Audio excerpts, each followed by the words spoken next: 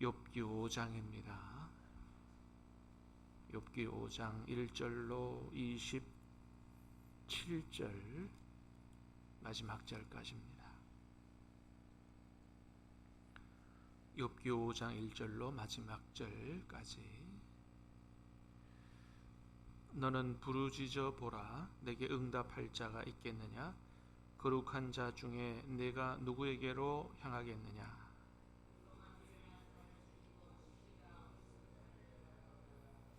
내가 미련한 자가 뿌리 내리는 것을 보고 그의 집을 당장에 저주하였노라.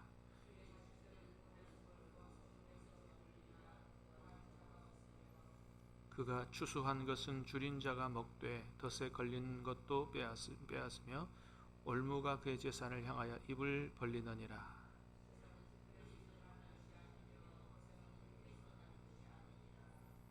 사람은 고생을 위하여 났으니 불꽃이 위로 날아가는 것 같으니라.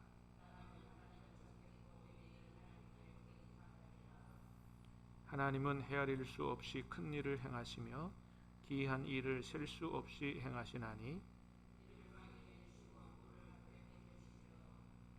낮은 자를 높이 드시고 애곡하는 자를 일으키사 구원에 이르게 하시느니라.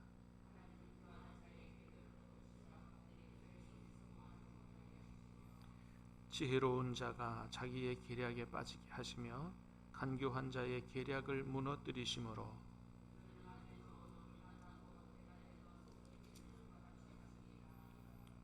하나님은 가난한 자를 강한 자의 칼과 그 입에서 또한 그들의 손에서 구출하여 주시나니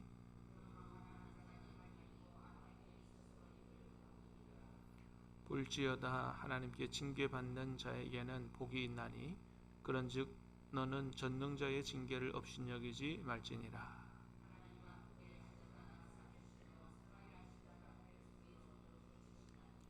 여섯 가지 환난에서 너를 구원하시며 일곱 가지 환난이라도 그 재앙이 내게 미치지 않게 하시며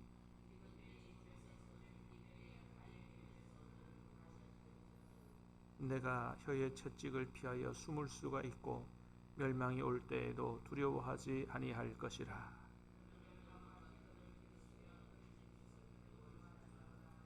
들에 있는 돌이 너와 언약을 맺겠고 들짐승이 너와 화목하게 살 것이니라.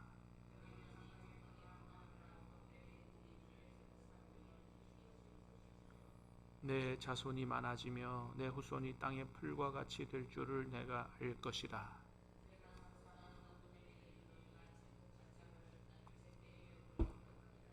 같이 읽습니다. 볼지어다 우리가 연구한 바가 이와 같으니 너는 들어보라. 그러면 내가 알리라. 아멘. 자, 4장에 이어서 계속해서 욥의 고난에 대한 친구 엘리바스의 충고의 내용입니다. 자, 1절 2절 다시 한번 보겠습니다. 1절 2절 시작. 너는 부르짖어 보라. 내게 응답할 자가 있겠느냐? 거룩한 자들 중에 내가 누구에게로 향하겠느냐? 분노가 미련한 자를 죽이고 시기가 어리석은 자를 멸하느니라. 아멘.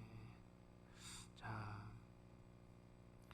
엘리바스의 말이 어제보다도 한층 더 날카로운 칼이 돼서 욥의 마음을 후벼 파고 있습니다. 자, 1절 보니까 뭐라 그래요? 너는 부르짖어 보라. 내게 응답할 자가 있겠느냐? 거룩한 자 중에 내가 누구에게로 향하겠느냐? 네가 부르짖어 기도해도 아마 하나님도 안 들으실 것 같다. 이런 얘기 하는 거예요. 부르짖어 보라. 내게 응답할 자가 누가 있겠느냐? 거룩한 자 중에 누가 내게로 향하겠냐? 거룩한 자 중이라고 하는 말은 히브리어 말로 카도시라고 하는 말인데, 이게 2장에 보면 하늘의 어전회의가 열리고 하나님의 아들들이 나오고 사탄이 나오고 그렇습니다. 하나님의 아들들이라고 하는 말에 쓰인 단어예요. 그래서 여기서는 천사들을 가리킵니다. 천사들도 너의 기도에 귀를 기울이지 않을 거다. 이런 얘기를 하는 거죠. 지금 너무너무 욥 자신도 이해할 수 없는 고난으로 너무너무 고난을 당하고 있는데 네가 부르짖어 기도해도 하나님이 안 들으실 거다. 이렇게 이야기하면 이게 얼마나 큰 마음의 상처가 되겠어요? 왜 그런 얘기를 해요? 2절에 보니까 그랬어요. 분노가 미련한 자를 죽이고 시기가 어리석은 자를 멸하느니라. 네가 지금 하나님을 향해서 분노를 발했고 시기를 발했기 때문이다, 그런 거죠. 이거 3장 때문에 그래요. 욥이 처음에는 입으로 범죄하지 않다가 3장 가가지고 어떻게 했어요? 막 자기가 태어난 날 자기 생일을 막 저주하잖아요. 내가 왜 태어났느냐, 차라리 내가 유산됐으면 좋았을걸, 막 이렇게. 이거를 친구가 뭐라 그러냐 하면 하나님을 향한 분노로, 또 시기, 질투, 막 하나님을 향하여 참을 수 없는 막 분출, 막 이런 걸로 이제 본 거죠. 근데 이게 하나님을 향한 분노, 막 하나님께 대드는 것이라기보다는 사실은 욥의 아내가 그랬어요. 하나님을 욕하고 죽으라. 근데 하나님을 욕한 건 아니죠. 자기 생일을 저주했던 거죠. 자기 생일의 저주는 뭐냐면 사실 욥도 믿음으로 이 어려움들을 이겨보려고 했지만 자기도 이해하지 못하는 지금 고난 아니에요. 한 번도 자기가 배워보지 못하고 들어보지 못한 고난이거든요. 잘못한 게 없어요. 잘못한 게 없는데 보세요. 재산 다 날라갔어요. 아이들 10명 다 죽었어요. 자기 몸까지 병이 들었어요. 머리서부터 발끝까지. 하나님을 향한 탄식이거든요, 이게. 하나님을 향한 탄식이고 자기도 이해할 수 없는 고난에 좌절하고 절망하는 거거든요. 그걸 지금 자기 생일의 저주로 표현을 하는 거예요. 나도 뭐 방법을 모르겠다 이거죠. 하나님 뭐 어떻게 하면 좋겠습니까? 라고 하는 탄식의 기도지, 하나님을 향한 공격, 하나님을 막 정면으로 공격하고 욕하고 하는 이런 분노가 아니거든요. 그러니까 친구 엘리바스가 지금 왜 욥이 이렇게 할 수밖에 없는가, 그 욥을 좀 잘 더 이해하려고 하는 좀 이런 마음을 가지고 입을 열어야 되는데 옳은 말 같지만 오히려 지금 사실은 우리 엘리바스 얘기를 읽어보면 대부분이 뭐 하나님에 대해서 이야기하는 부분이 대부분이 맞는 말이에요. 하나님이 이런 분이시다. 틀린 말이 아니에요.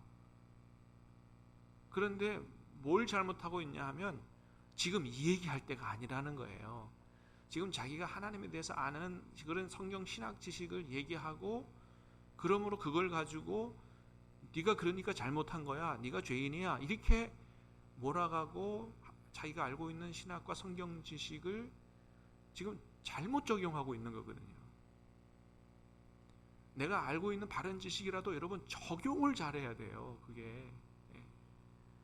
그러니까 대부분의 여러분 우리가 신학 지식, 성경 지식을 가지고 사실은 내가 알고 있는 걸 누구한테 적용하면 좋아요?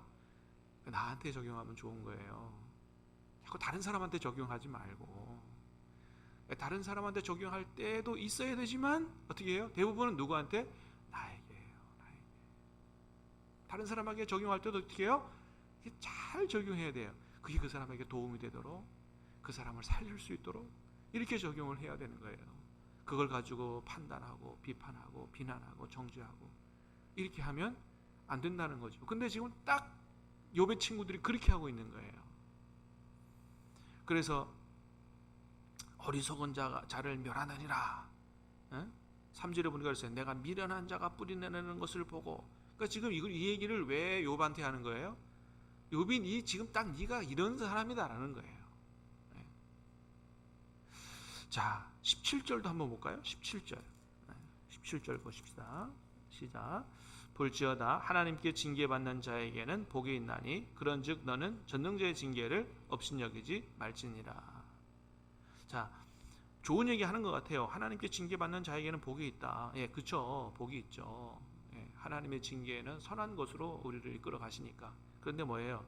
그런즉 너는 전능자의 징계를 업신여기지 마라. 지금 너가 받는 고난이 누구 징계라고요? 하나님의 징계라는 거예요. 그 속에는 무슨 의미가 포함되어 있어요? 네가 죄를 졌기 때문이다 라는 게 포함되어 있죠. 그러니까 지금 욥을 네가 죄 졌기 때문에 이렇게 된 것이라고 해서 자꾸 비난하고 정죄하는 거예요. 네 죄인이란 말이죠.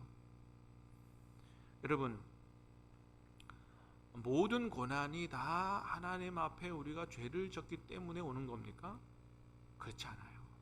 그렇지 않다는 걸 욥기가 보여준다고 그랬죠. 여러분, 사도 바울이 하나님 앞에 얼마나 회심한 이후에 정말 잘 살았어요. 온전히 주님을 위해 살았고 복음을 위해서 살았죠. 그런데 바울에게도 고칠 수 없는 병이 있었어요.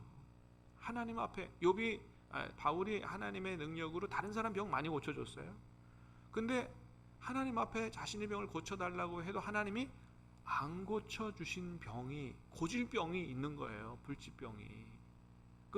이 바울의 병은 왜 온 거예요? 바울이 죄져서 온 게 아니죠. 뭐예요? 받은 은혜가 너무 크기 때문에 착오하지 않도록 하기 위해서, 하나님이 겸손하도록 하기 위해서, 오히려 그 겸손하고 연약한 데서 주님의 능력이 더 온전해지도록 하기 위해서 일반적인 어떤 그러한 상황이 아닌 특별한 상황 속에서 하나님이 주신 그 병이거든요.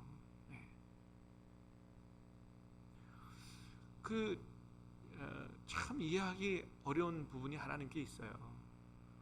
제가 이제 우리나라 선배 목사님들 중에서 아주 존경하는 목사님 중에 한 분이 저 서울의 온누리교회 하영조 목사님이었는데, 그분이 젊었을 때부터 뭐 얼마나 주님을 열심히 섬긴지 몰라요. 밤낮이고 전도하러 다니고, 그때 막 노방전도가 한참 막 할 때, 그래서 결국 병을 얻으셨어요. 없는 병이 없습니다. 뭐 폐렴부터 시작해가지고 뭐 암부터 해가지고, 암도 몇 차례 수술하고. 아니, 그런 분들한테는 하나님이 좀 병 안 주셔야 될 거 아니에요. 근데 그분의 고백이 뭔지 아세요? 우리 온누리교회가 이렇게 하나님의 복을 받고 크게 성장할 수 있었던 이유 중에 하나는 내가 병자였기 때문이라고 고백을 하더라고요. 그러니까 뭐냐면 자신의 약함 속에서 하나님의 능력이 이 교회를 만들어냈다, 그런 고백을 하세요.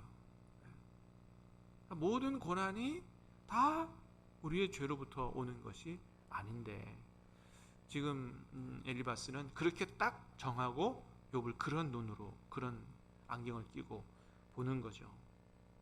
자, 8절도 한번 볼까요? 8절입니다. 시작. 나라면 하나님을 찾겠고 내 일을 하나님께 의탁하리라. 나라면 하나님을 향하여 분노하고 막 그렇게 할 게 아니라 하나님을 찾겠고 내 일을 하나님께 의탁하리라. 은근히 자신의 신앙을 지금 욥 앞에서 뽐내고 있어요. 친구는 비난하고 정죄하고, 나라면 이렇게 하겠다 이렇게 하면서 자신의 신앙을 뽐내고 있습니다. 여러분, 그렇습니다. 우리가 이렇게 해서는 안 된다. 우리가 해야 될 일은 뭐예요? 옆에 있는 사람들의 고난을 우리가 얄팍한 성경 지식으로 비난하고 정죄할 게 아니라, 어떻게 하면 아파하는 사람과 함께 아파할 수 있고 그들을 도와줘서 그들이 그 어려움에서 믿음으로 잘 승리할 수 있게 할까 하는 그런 것이 우리가 해야 될 일이지, 비난하고 정죄하고 판단하는 일은 우리가 할 일이 아니다. 그건 사실은 누가 할 일이에요? 그건 하나님이 마지막 날에 하실 일이에요. 마지막 날이 아닌 지금은 하나님도 정죄하지 않으세요. 왜? 하나님도 자꾸 은혜 주시고 회개시키려고 하시지, 정죄하고 하는 것은 마지막 날에 하나님이 하실 일이지, 그건 우리가 해야 될 일이 아니다라고 하는 것입니다. 그래서 설사 그 사람의 고난이 그 사람의 잘못이나 죄로 인해서 온 것이라 할지라도 우리가 해야 될 일은 뭐냐? 그건 분명해. 저 사람이 죄졌기 때문에 이렇게 온 거야. 그래도 그렇게 하면 안 되고, 왜 그 사람이 그렇게 잘못을 범할 수밖에 없었는가라고 하는 그 사람의 상황을 이해하려고 해야 됩니다. 여러분, 모든 죄가 다 고의적이지 않아요. 어쩔 수 없는 상황 속에서 짓는 죄도 있어요. 여러분, 우리가 뉴스를 통해서 그런 거 많이 보잖아요. 생계형 범죄, 그죠? 어떤 사람이 가가지고 슈퍼마켓 가가지고 라면도 훔치고, 예? 뭐 분유도 훔치고 막 그랬어요. 그 나중에 붙잡아서 보고 살펴보니까, 알아보니까 뭐예요? 지금 돈이 하나도 없어가지고, 예? 애를 낳는데 애가 지금 젖을 못 먹고 있네. 분유를 못 먹고 있네. 예? 라면 훔쳐가는 애를 붙잡아 보고 보니까 부모님도 안 계시고 애들끼리 집에서 그렇게 해서 먹고 살 게 없어가지고 그렇게 했네. 그러면 그거는 어떻게 해요? 그럼 붙잡아서 감옥 보낼 일이 아니고 도와줘야 될 일이죠. 그래서 경찰들이 막 자기 돈을 털어가지고 더 물품을 사가지고 막 도와주잖아요. 예. 그러니까 상황이 어떤지를 봐야 됩니다. 상황이 어떤지를. 그 사람이 그렇게밖에 할 수 없었던 상황이 있을 수 있다는 것입니다. 그러니까 여러분, 예수님도 그렇게 하셨어요. 예수님도 현장에서 가나마다 붙잡혀 온 여인을 어떻게 하셨어요? 모든 사람이 율법을 들이대면서 돌로 치라. 봐라, 돌로 치라고 하죠. 하나님의 말씀이다. 그래서 돌로 쳐 죽이려고 그랬어요. 근데 예수님이 어떻게 해요? 그 하나님의 말씀을, 그 성경을, 그 여인을 죽이는 데 쓰지 않으셨다는 거예요. 그 여인의 상황을 보신 거죠. 그리고 어떻게 해요? 나도 너를 정죄하지 않는다. 용서해 주시고 그가 살 수 있도록 다시 한번 기회를 주시는, 그런 예수님의 마음이, 그래서 절대로 우리가 알고 있는 신앙과 믿음과 성경이, 이런 지식과 지혜가 다른 사람을 살리고 세우는 데 쓰여져야지, 다른 사람을 정죄하고 비난하고 그렇게 하는 데 쓰여져서는 절대로 안 된다라고 하는 것입니다. 그렇게 상황을 이해하고 도와줄 수 있는 방법은 뭔가 찾고 기도하는 게, 이게 하나님께서 우리에게 원하시는 삶이다라고 하는 것이죠. 여러분, 예수님의 십자가의 고난을 흔히 영어로 뭐라 그러냐 하면 compassion이라고 합니다. compassion이라고 하는 이제 그 아동 구호 단체도 있죠. compassion이라고 하는 션 정혜영 부부가 거기에 많이 이렇게 함께하고 있는데, compassion이라고 하는 말이 뭐냐 하면 com과 passion이 같이 합성된 단어예요. 영어로 come 그러면 함께하다 이런 뜻입니다. passion 그러면 열정이라는 뜻도 있지만, 순환, 고난 이런 뜻이 있어요. 그래서 예수님의 순환을 compassion이라고 그래요. 예수님의 순환은 예수님의 죄로 말미암아 받은 순환이 아니에요. 뭐예요? 그건 우리를 구원하고 우리와 영원히 함께하기 위해서 당한 고난인 거예요. 그걸 예수님의 고난이 compassion이라고 해요. 그 예수님의 그 고난을, 그 마음을 이어받아서 세계 아동들을 구원하고 돕기 위해 세워진 단체가 compassion이에요. 그들의 고통이 내 고통이라 이거예요. 이게 예수님의 마음이라고 하는 것입니다. 그러니까 여러분, 이웃의 고난을 볼 때 우리가 그런 컴패션의 주님의 마음을 가질 수 있어야 된다. 그들의 고난이 어떤 잘못과 어떤 죄로 말미암아 왔느냐? 네가 이런 죄를 졌기 때문에 이렇게 된 거다. 이게 아니라 어떻게 하면 그들의 고난에, 그들의 아픔에 동참할 수 있느냐? 그리고 내가 도울 수 있느냐? 그가 그리고 새로운 생명의 삶을 출발할 수 있느냐? 이런 마음을 가지고 도와줄 때 그곳에 하나님의 기쁨이 있고 하나님의 나라가 있고 그곳에 참된 행복과 기쁨이 있다. 저와 여러분이 주님 닮아 어려운 이웃들에게 새로운 희망과 생명을 줄 수 있는 컴패션의 마음을 가지고 살아갈 수 있기를 주님의 이름으로 축복합니다. 기도하겠습니다. 은혜로우신 주님,